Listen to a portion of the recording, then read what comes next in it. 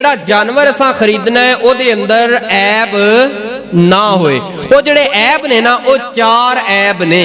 ਇਹ चार ऐब याद कर लो, किसी किस्म का इस तो इलावा ऐब आ जाए ना वो ऐब नहीं होएगा, तुसी बेधड़क होके ज़िबा कर लो। वो चार ऐब केड़े ने? सब नालों पहला जामिया तिरमिज़ी दी रिवायत आपने फरमाया कदी हरगज़ ज़िबा ना करे जे जिस जानवर दे अंदर कानापन वाज़े होए। कानापन जो चलेगा ना, जिस जानवर का कानापन ने वो टेढ़ा मेढ़ा होके चलेगा, पता चलेगा, वाजे होएगा कानापन। ऐसा जानवर अल्लाह के रस्ते अंदर कुर्बान नहीं करना। और दूसरे नंबर ते जिस जानवर को बीमारी लगी होए और बीमारी ओदी वाजे होए, वो बीमारी कोई भी होए, पेट की होए, वो चोट की बीमारी, किसी किस्म की बीमारी होए और बीमारी ओदी वाजे होए, ऐसा जानवर ज़िबा नहीं करना।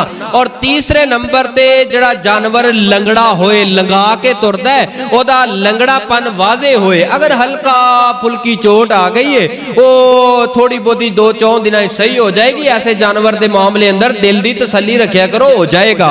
और चौथे नंबर ते वड्डी उम्र वाला, इन्ना बुढ़ा के वो तुरंत तो आता रहे, यानी कि ओनू अगर कर लिया जाए, हांडी च पा लिया जाए ते ईद उल अज़हा दे 3 दिन लंघ जान पर वो ना गले, ऐसा जानवर ज़िबा नहीं करना। इत्थे बाज खतीबा ते मौलविया ने रवायत पेश की है, मैं वैसे उस रवायत ते बड़ी कोशिश की है कि तो मिल जाए। वो फरमाते ने कि ऐसा जानवर ज़िबा ना करो जिहड़ा कमजोर है, पुल सरात तो भी लैके ना गुजर सके, जबकि रवायत ना कुरान अंदर ना हदीस अंदर, ज़खीरा हदीस अंदर किते रवायत ए मौजूद नहीं। हाँ, ये जरूर है कि ऐसा जानवर ज़िबा करना नहीं जिहदे अंदर 4 ऐब ने। इस तो इलावा हल्का फुल्का अगर सिंग थोड़ा जा भुर गया है, ऐसा कर ले।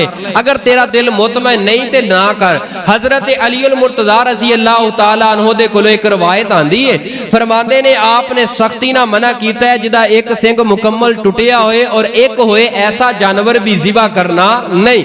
ए जेड़े 4 और 5 ऐब ने ना, इन्हां दे कोलों अपने जानवर नूं चेक करना है। अगर ए ने फिर इस दे कोलों बच जाना है।